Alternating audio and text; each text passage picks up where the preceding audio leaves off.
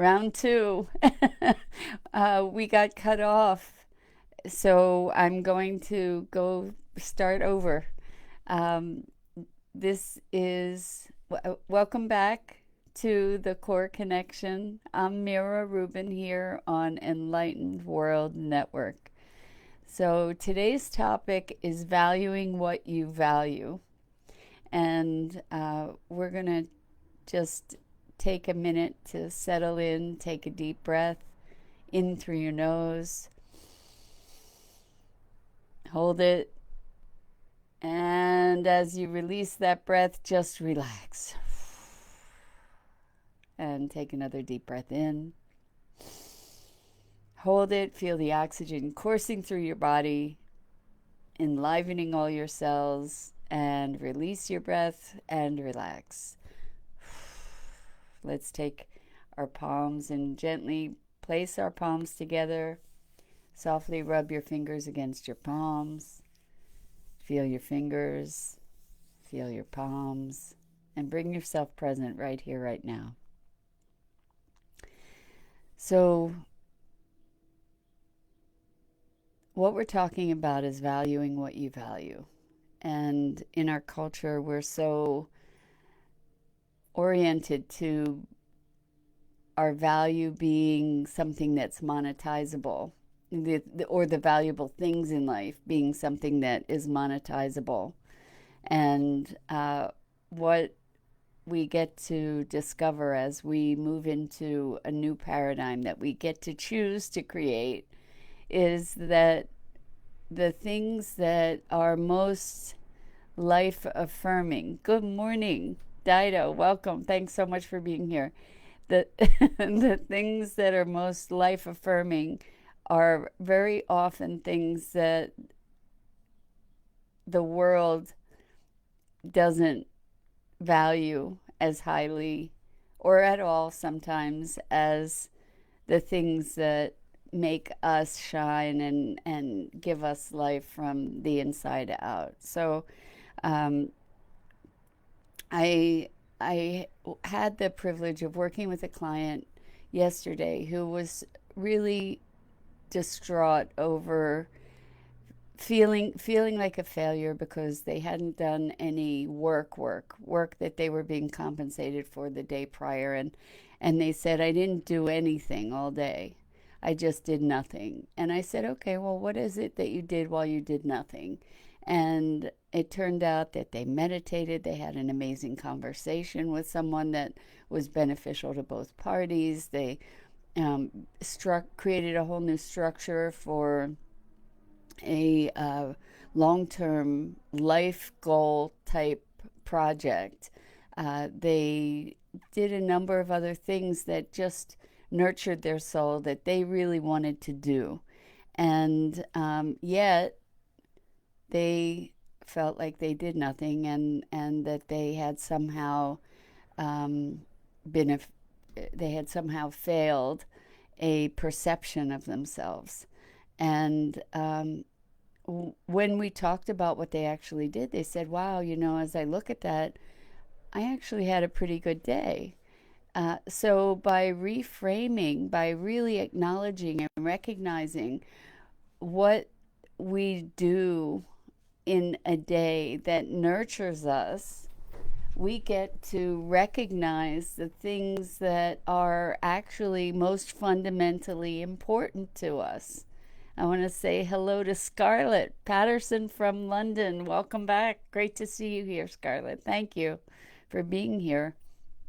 Um, the real point that I want to be looking at today is that by devaluing the things we value, by devaluing the things that we choose to do because we are choosing to do those things, what we're doing is disenfranchising ourselves, and we're devaluing ourselves, separating ourselves from the spark that makes us who we are, the spark that gives us joy and fulfillment and satisfaction.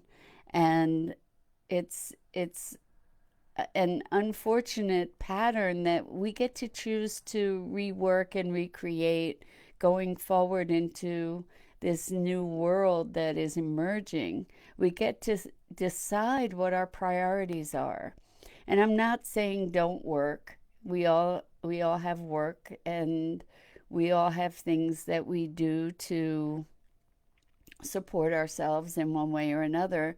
The thing is that the other things that are not compensated for financially are often the things that hold the vitality and the enthusiasm and the thrill for life that makes life worth living. So rather than being a wage slave, rather than being somebody who is defined exclusively by their work, and we work and work and work to make money, to do whatever, to work and work and work some more, what we get to look at is that the things that nurture us are as important or more important to value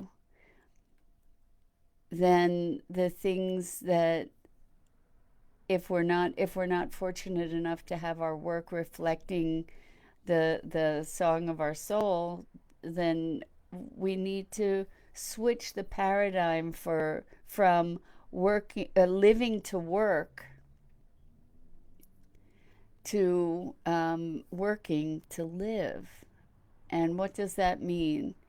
Um, right, and actually, maybe there's a paradigm beyond that, which is living. Just living, but and work being part of that, rather than working to live. You know, it's interesting thoughts. Anyway, valuing what you value. Like, if I really enjoy cooking, and I am very creative in the kitchen, and I love playing with new things. I've been going on a vegan cheese kick lately, and I'm having a blast learning about how to do it, and making all these concoctions, and I could tell myself that that's not important, and that I'm wasting my time, and I should be doing something else, and I should be doing something that's more productive. But the thing is that that activity nurtures my soul. And what we need to do, I really, I encourage you to really cherish and value the things that you value. Terry Angel's in the house. Welcome, Terry. Thanks so much for being here. We're talking about valuing what you value. And so, what we're looking at is reprioritizing in our lives to create a better quality of life for ourselves and for those around us. Because when we're happier, the people around us are happier, we're able to spread happiness better. So, what does it look like to be choosing the things that give us life and valuing those things? Sometimes it's doing nothing, sometimes it's playing, sometimes it's sleeping, sometimes it's taking a walk in the woods. I mean, whatever, these things are not doing nothing. What I've noticed is that in my life, I had discounted, and so it's not unique to my client at all. I think this is a prevalent thing. I had discounted things that I did to nurture myself, or for entertainment, or learning, or relaxing, or things that I did for myself that weren't business related. I discounted them, saying I didn't get anything done today, rather than recognizing all the choices that I had made through the day that nurtured my deep sense of being and well being. And these are the things that life is about. These are the gifts that we get to give ourselves in living. And it's so important to bring your priorities conscious, Because if you're choosing to do something instead of something else, you have made it a priority. And that's your soul calling to express itself in one way or another. And it's important to look at those things. Sometimes we'll do things in avoidance of other things.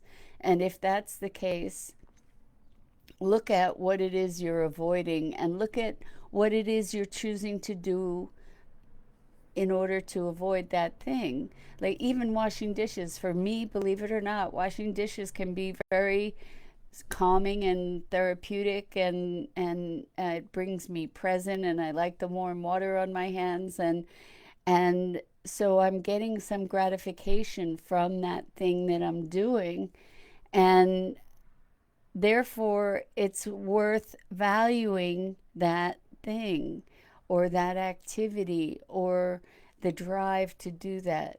As we value what we value, we have richer lives.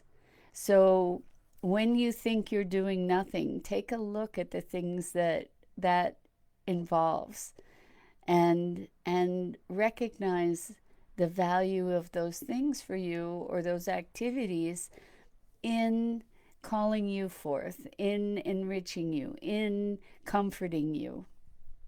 And let's recreate the world to be a place where our focus is on living and enriching our expression and our lives, the quality of our lives, rather than all the outward doingness that so much of our culture is focused on. And work, so I keep saying so many of us are focused on the things that we get paid for as being the most important. And the truth is that our lives can be and are so much richer than that one arena. For most of us, we're not working at our passion. You know, for most of us, work is work in some respect. Um, and if we're fortunate enough to have our work be passion, still there are functions of our lives. There are the essence of our lives that drive us to do the work that is our passion. And we need to keep feeding that too and value the things we value. And I don't mean things, I mean value the priorities, the activities, the things that we do to experience life. So Scarlett says so true. And what this comes down to is, good morning, Lisa Phillips. Welcome. What this comes down to really is allowing ourselves the gift of the lives that we're leading and to choose in a conscious way what that the quality of that life is going to be. So, hi Sue, welcome. Thanks for being here. So I think that's it, except that this is actually it's a really simple switch or a reframe of mind, but it is so impactful to not discount the things that we choose to do because they nurture us, even the little things. It's so important because if we discount those things, we're discounting ourselves. We're discounting our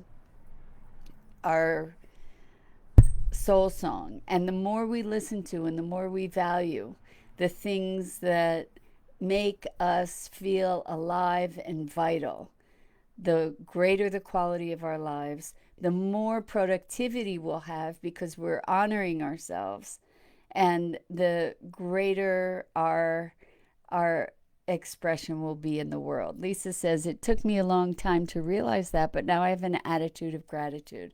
Absolutely, an attitude of gratitude. And this is gratitude and appreciation for the little things that enliven us, rather than minimizing the things that we do for ourselves. They probably are the most important things in our lives and in the expression of ourselves, and the things that give us an experience of joy and fulfillment. And by discounting those things, we sort of set ourselves up for a failure that was really a success to begin with.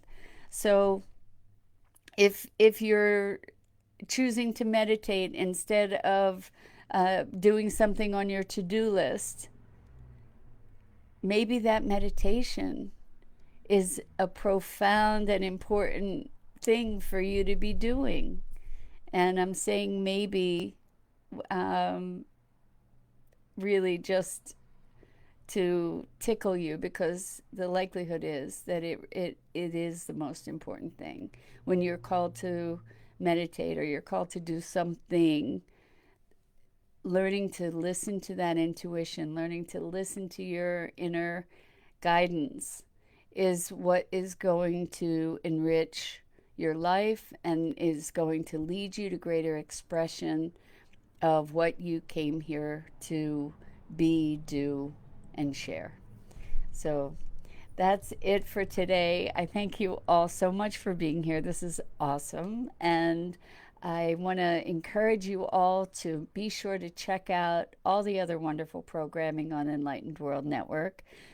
Terry Angel is here, and she has several wonderful shows on Enlightened World. One is Coffee and Conversation every morning. I believe it's at 7 a.m. Eastern Time.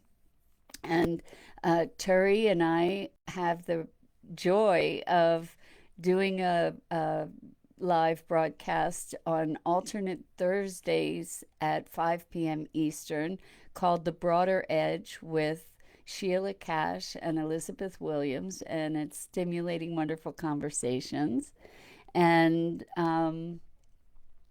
we uh, you can see me here every weekday morning at 9 a.m. And Lisa Phillips is saying, I'm quarantined with my daughter's family in Georgia, and I'm homeschooling my grandson. Being a grandma is one of my passions, and I'm so lucky. Isn't it interesting, Lisa, how really unexpected gifts have come from this crazy, crazy COVID crisis? So many unexpected gifts, and I think that those gifts are going to become more and more apparent as time goes on. I think we've had the blessing of a pause that has reshaped our interactions, our perceptions, and is opening us up to vast new possibilities. So, on that note, thank you again so much for being here. Lots and lots of love, deep compassion to you. Please, it would be great to see you here tomorrow. Take care.